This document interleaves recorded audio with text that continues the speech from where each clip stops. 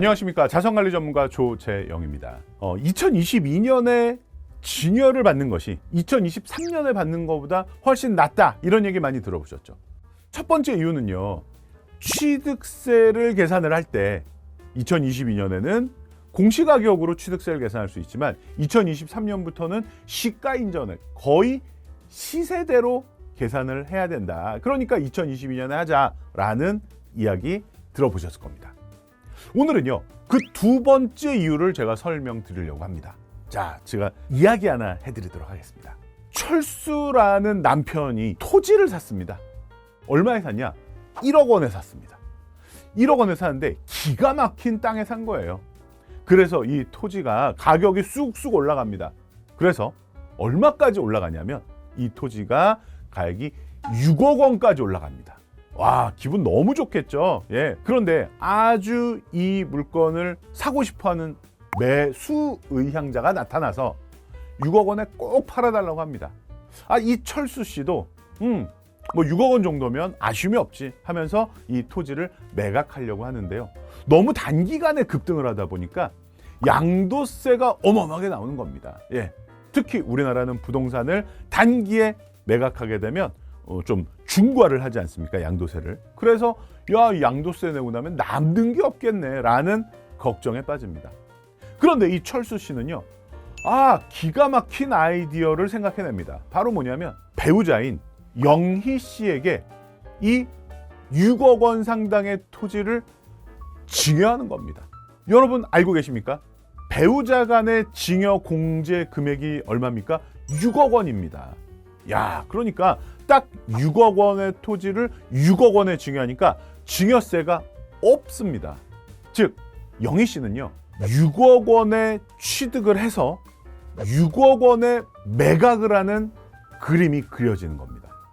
자, 배우자한테 6억 원에 받았기 때문에 증여세 없습니다. 6억 원에 받은 토지를 다시 6억 원에 매각했기 때문에 양도소득세도 없겠죠. 무슨 얘기인지 아시겠죠? 철수 씨가 1억 원에 사서 6억 원까지 올랐지만 여기에 부과되는 양도소득세를 회피하기 위해서 배우자에게 6억 원에 증여한다. 증여세는 없다.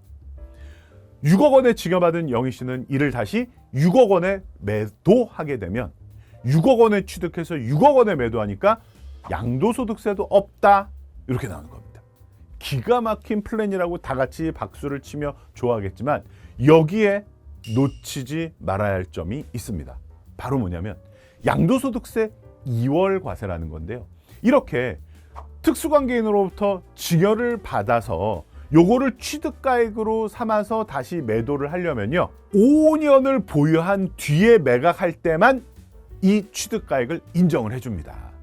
즉, 영희 씨는요, 바로 매각하면 소용없고요, 5년 보유했다가 매각을 해야 됩니다. 예, 몇 년이라고요? 5년. 그런데 말입니다, 2023년부터는요, 이 5년이라는 기간이 무려 10년으로 늘어납니다. 야, 좀 심하죠? 예. 그래서 이렇게 증여를 받은 것을 취득가액으로 해서 다시 기다렸다가 양도를 통해서 세금을 줄이려면 2022년에 증여받은 것은 5년만 기다리면 되는데 2023년부터 증여받은 것은 10년을 기다려야 됩니다. 예, 그러니까 가급적이면 언제 증여받는 것이 좋겠다고요? 그렇죠. 2022년에 증여받는 것이 좋습니다. 자, 이거랑 비슷한 사례 한 가지만 더 말씀드리겠습니다. 이번에는 옆집 철수라고 할게요. 자, 이분은 해외 주식을 1억 원에 매입을 했다가 대박이 난 거예요. 6억이 됐습니다. 아까 토지랑 똑같아요. 네. 해외 주식도 20%의 양도소득세를 내야 됩니다. 지방소득세까지 포함하면 22%입니다. 거의 1억 넘는 세금을 내야 되겠죠. 이게 스트레스인 거예요. 이거 내기 싫은 거예요. 그래서 아이디어를 냈습니다. 어떻게 한다고요? 네, 배우자인 영희 씨에게 6억 원 상당의 주식을 증여합니다. 그리고 배우자 영희 씨가 6억 원의 주식을 받아서 그거를 6억 원에 다시 팝니다.